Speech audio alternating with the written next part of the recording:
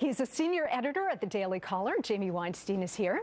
She's a Democratic strategist and Fox News contributor. Julie Roginski also joins us. And he is the author of Capital Punishment and a weekly columnist for WND.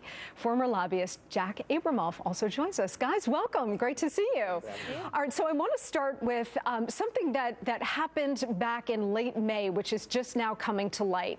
Democrat Congressman Carson, he is a Democrat from Indiana. He's also one of two Muslim members of Congress, made these comments to the Islamic Circle of North America. Listen.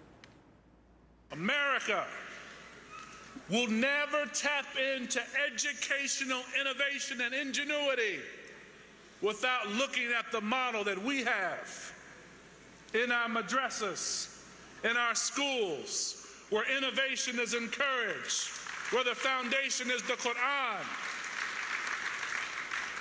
And that model that we are pushing in some of our schools meets the multiple needs of students. So, Julie, let me start with you as our Democrat on the panel. Here's a Democrat member of Congress saying that American schools should use Islamic madrasas as their model and that the foundation of American education should be the Quran. What are we supposed to make of this? Well, cue the crazy tweets that I'm going to get, I'm sure, by saying this, but I don't think the foundation for our schools should be any religious institution, whether it's the Quran, whether it's the Christian Bible, whether it's the Torah, whether it's whatever, the Bhagavad Gita. I don't think religion has any place in our schools whatsoever. And I know there's going to be a lot of people who are going to be very angry at me for saying that, but I don't think that the separation of church and state entails that anything. And look, he was dead wrong. Let me be clear. He's dead wrong to say the Quran should be the basis for this. No religion should be the basis for anything to do with public education. You want to go to private education? You want to go to Sunday school? You want to go to a madrasa? God bless, but don't do it in public schools. Jamie, we've been talking a lot about Islamic infiltration of the West, including the United States. And this group to whom he was speaking, the Islamic Circle of North America, is loosely associated with the Muslim Brotherhood. Muslim Brotherhood has a number of associated and front groups operating here in the United States.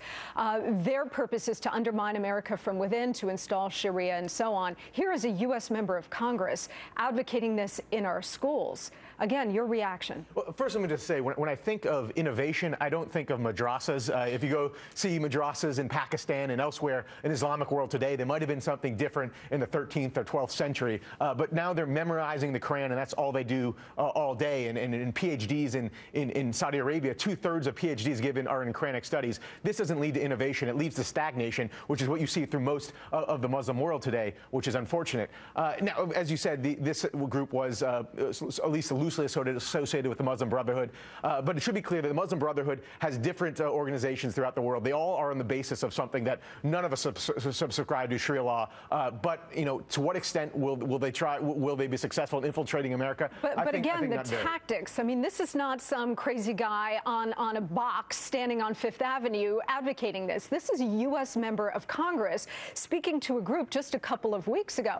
I mean, doesn't this raise concerns about the kind of infiltration that we have been talking about and being very concerned about? I think it raises concerns about his sanity, that if he thinks that basing our education system on the Quran is the way we should be going, when you look around the world and see in societies but I think, Jamie, I think he's very sane. I think he knows exactly what he's doing. Jack, let me ask you, he has said a lot of incendiary things. He has talked about, here's a direct quote, some of them, meaning Tea Party members of Congress right now, of this Tea Party movement, would love to see you and me, meaning minorities, hanging on a tree. He says he's invoked Jim Crow recently. Here's a guy throwing firebombs from his perch in the U.S. Congress all the time. Yeah, look, if this was a Republican and he was saying these kind of incendiary remarks and getting up and saying that the Bible and Christian studies or Jewish studies should be the basis of education, he'd be run out of town on a rail. And I think what speaks volumes here is the silence on the part of everyone else in terms of condemning this guy. He clearly has something wrong with him in the sense that he's probably in the wrong Congress. He should be in the Congress in Iran, not in the United States. Or in Egypt, with the Muslim Brotherhood clearly just took over the presidency and the parliament. Julie, Jack raises an interesting point. Where's the condemnation? There's another Muslim member of Congress, Keith Ellison, also a Democrat.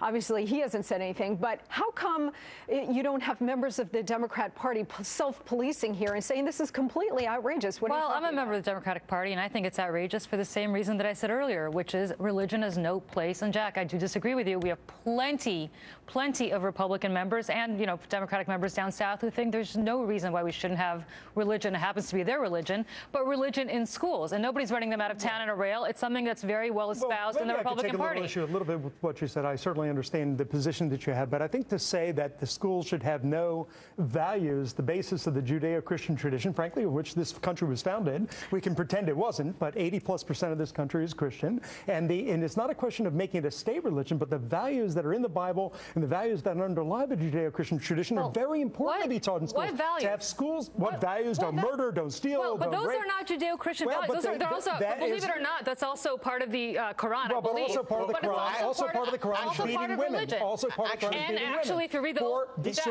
I don't want to get into I don't want to get into ecumenical studies with you, but I can parse. I agree. You and I are both of the same religion. We could parse our religion for things in the Old Testament that also have beating women and stoning women. Come on, you don't want to go line by line. Come on. He was at a conference that the purpose was to defend Sharia law. Now, anyone who has studied Sharia law, I studied Sharia law in graduate school at the London School of Economics. This is something that I've looked into.